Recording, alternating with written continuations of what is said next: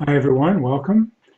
We're just saying hello through the chat. If you haven't done that already, just sign in and see who else is here. And maybe if you're on gallery view, you can see all the array of faces we've got um, everywhere from Sweden to Botswana and Indonesia. We're spanning the globe.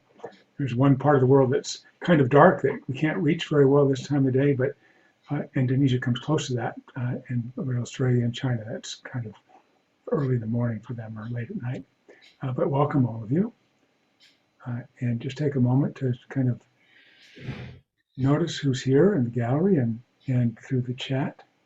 I'm doing that on my screen too. England and Texas and Italy.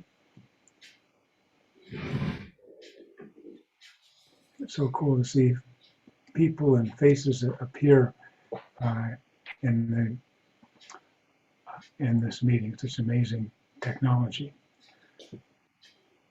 So I'm going to put you on gallery view so I can see more faces than what I've got now, and so look at my own face.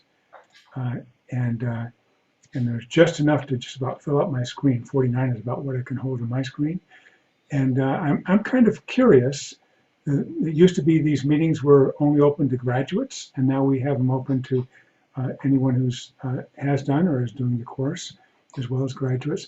And I'm curious for those of you who are, I wouldn't be talking to anybody else, but those of you who are here, if you could take yourself off of on video for a second, and give me a raise or a physical hand. How many of you have graduated from the course? You've completed the 8 weeks, whether you've asked for a certificate or not. Okay, that's great, perfect. And how many of you have started the course but haven't yet finished it? Okay, it's almost everybody. I think if I probably told it all up, that would be just about everybody. And how many of you started the course some time ago and kind of lost momentum and kind of, you might not want to identify yourself, but and are looking for a little inspiration to get started? All right, fair enough. Of course, wherever you are or aren't with the course is totally fine. That's really one of the beauties of a self-paced course.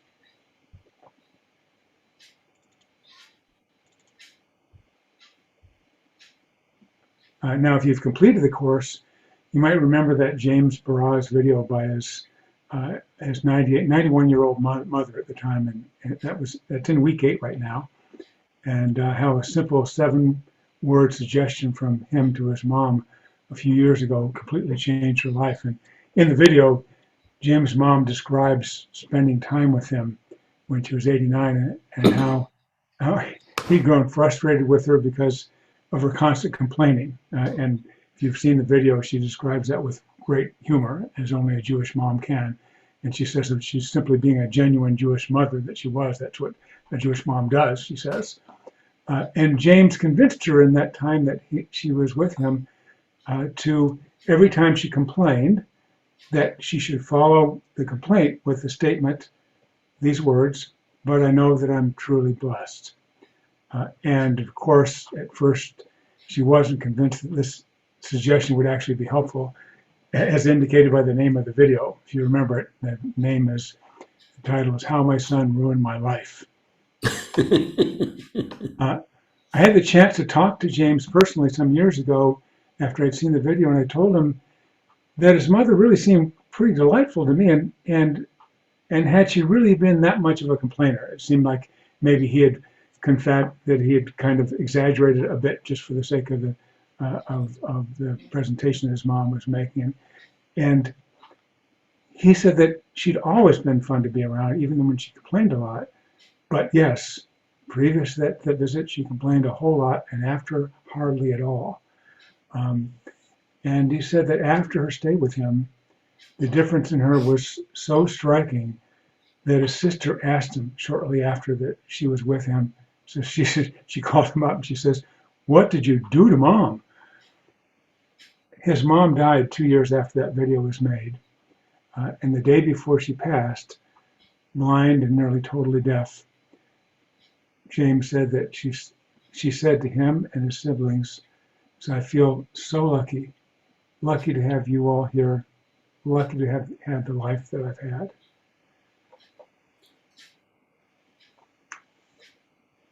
In the world we live in, especially nowadays, it's this constant barrage of all the things that are wrong with violence and injustice and inequality. It's easy to miss the miracles that are part and parcel of our life, and the thousands, no, not millions of things that have to work seamlessly together, in which we take for granted. The practice of gratitude isn't some Pollyannish sugarcoating of our world, but it can seem like that if somebody who's kind of harping on that. It's more an exploration, discovery of what is actually working in our lives and our world.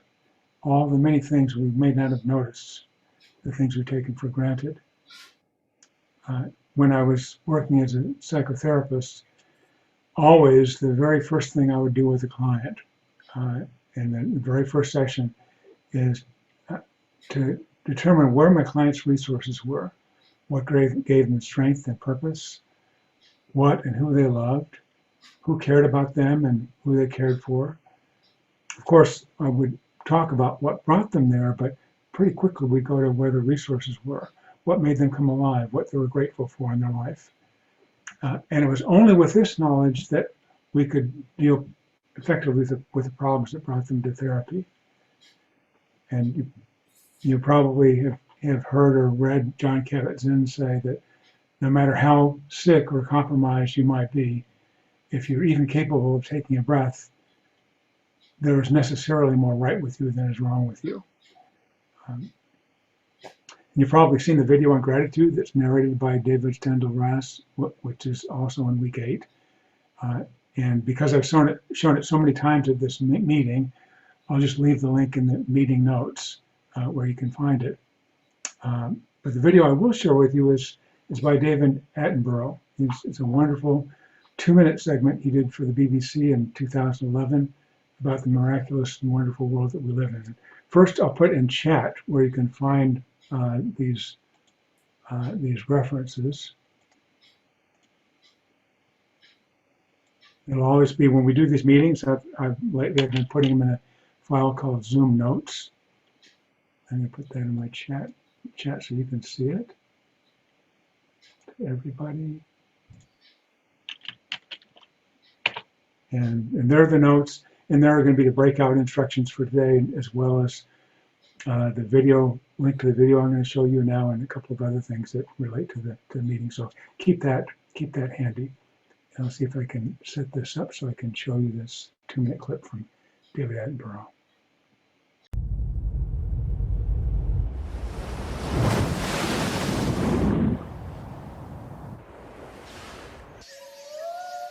I see trees of green,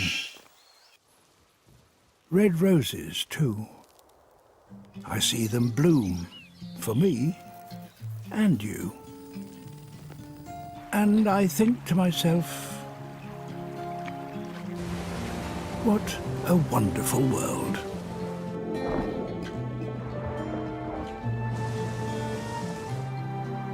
I see skies of blue,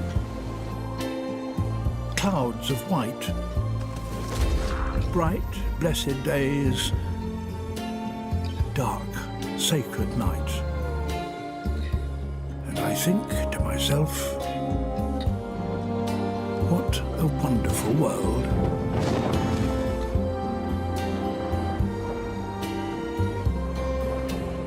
The colours of a rainbow, so pretty in the sky, are also on the faces of people going by. I see friends shaking hands, saying, "How do you do?" They're really saying, "I love you." I hear babies cry. I watch them grow. They'll learn much more than I'll ever know. And I think to myself, what a wonderful world. Quite simply wonderful.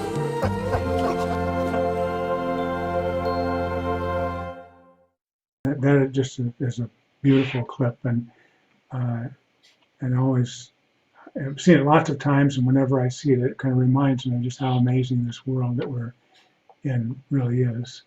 And there's really good evidence that the practice of gratitude not only is not Pollyannish, we don't want to ignore what's going wrong in the lives that needs to be fixing, but it may be the most effective way to maintain our sanity in this world that we believe the news seems to be disintegrating around us. And there's a couple of books one in particular that is really a wonderful book, has some good research behind it. It's called, you can see that, called Thanks by Robert Emmons. And he's a psychologist and a sociologist, and he writes about some of the research that's behind the study of gratitude, and he's one of the founders of the positive psychology movement. And in some of the studies that they've done, of all the things they would have people do in practices that would have them do, the one that had the most effect in making their lives fuller and richer and less chaotic was the practice of gratitude. So some good research in that book. And while I'm on books, there's also a wonderful book I might have mentioned before in another meeting. It's called Humankind. That's by a Dutch historian, Rutger Bregman. These are both in the notes, and he puts a lie to this idea that the cynical view that humans are inherently nasty and selfish, and he paints a different kind of portrait of human nature that's not only uplifting, but if you look at the research that he cites in his book, more accurate, and something that in our culture we kind of lose sight of because the news shows us the worst of ourselves rather than the best. So we're going to start with the meditation, and as usual, we'll do a 15-20 minute meditation, and it'll be followed by a 30-minute breakout group. I'll put you in groups of about 4 or so, and after that we'll have a little bit of time, maybe 20-25 minutes to share before we close the meeting. So if you just want to make yourself comfortable, and just noticing how it is to be here right now, to be here via Zoom or this group, how it is to be sitting where you're sitting or laying or however you're with us, and how it is you can sense your contact with what you're sitting or lying on.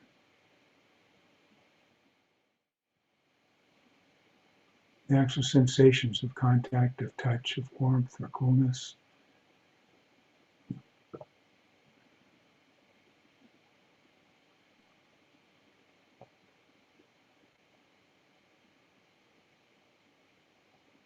Noticing how it is that your weight is distributed and what you're sitting or resting on. Just checking in with body, receiving what your body has to tell you about how it is right now.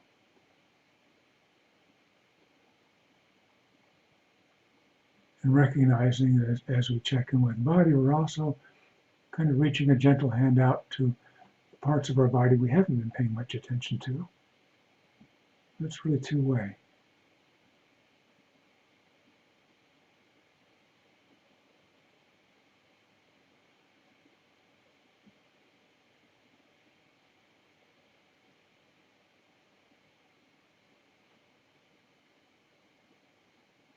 And when you're ready, paying attention to breath, however it is you experience it most vividly, whether that be in your belly or your chest or your throat or your nostrils.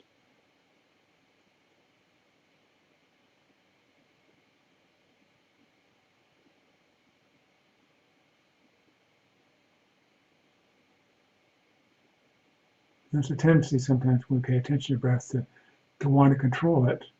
And noticing you don't have to do that. You're breathing just fine. Your breath has kept you alive all these years.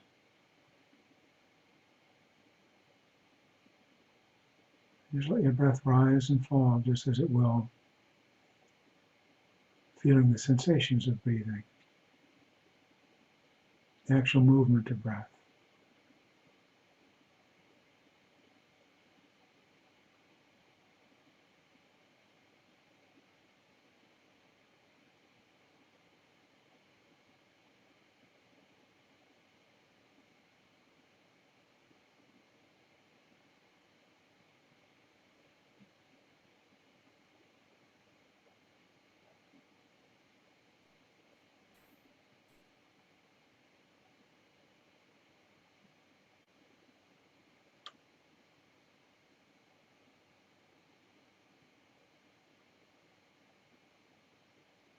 And if you notice your attention has wandered off of breath, that's totally fine. That's part of the meditation. But when you notice that, it's a time of awakening, coming back to the movement of your own breath with gentleness and kindness to yourself.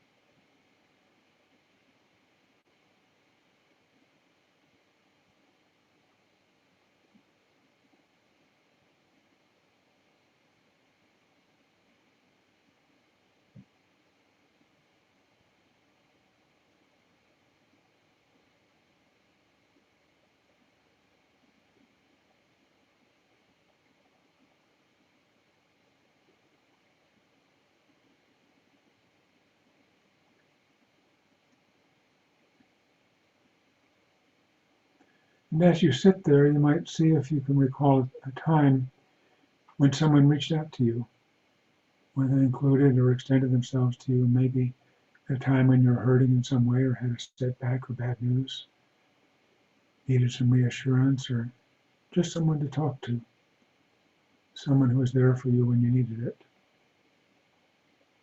someone from whom you felt grateful to have in your life. It might have been a spouse or partner or family member or a friend or a coworker.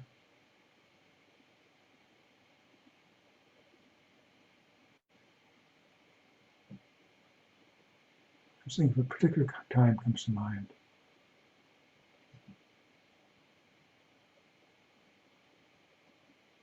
When somebody or even something was just there for you, helped you through a difficult time.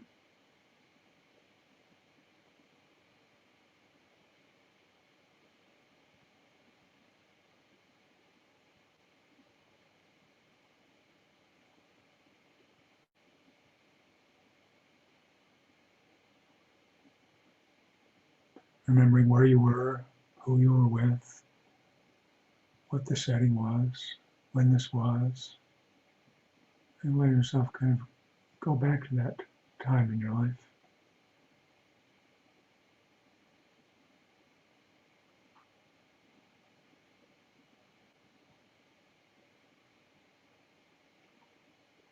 When someone was there for you or something in your life was there for you.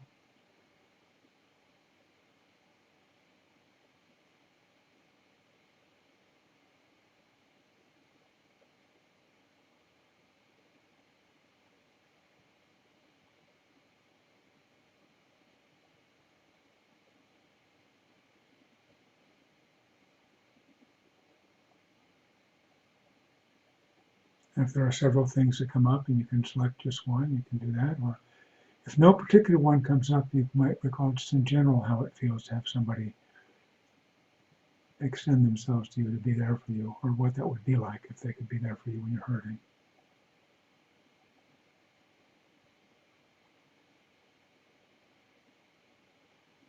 And what it feels like now, recalling this or creating this feeling. Feeling of connection and maybe of gratitude present in there.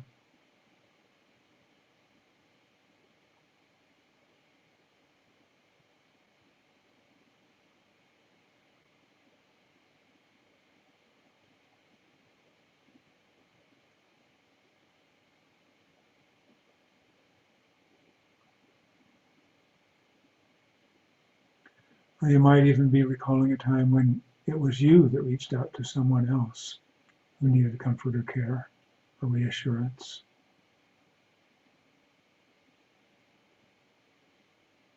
Helping hand, a listening ear.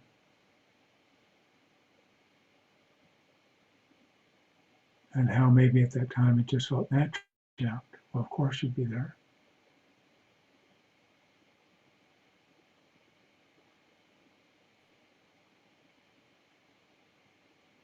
Where you were and who was there with you.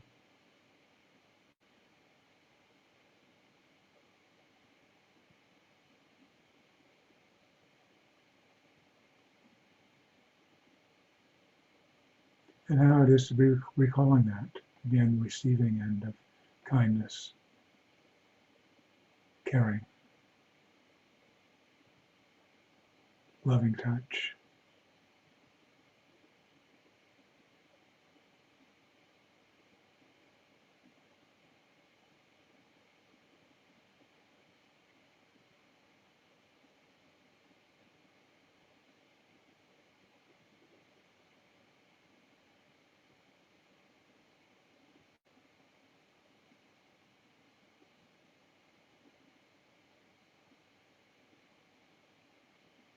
And as you're reflecting, other incidents of comforting reassurance may come up. Just letting yourself reflect briefly on those as they might come up.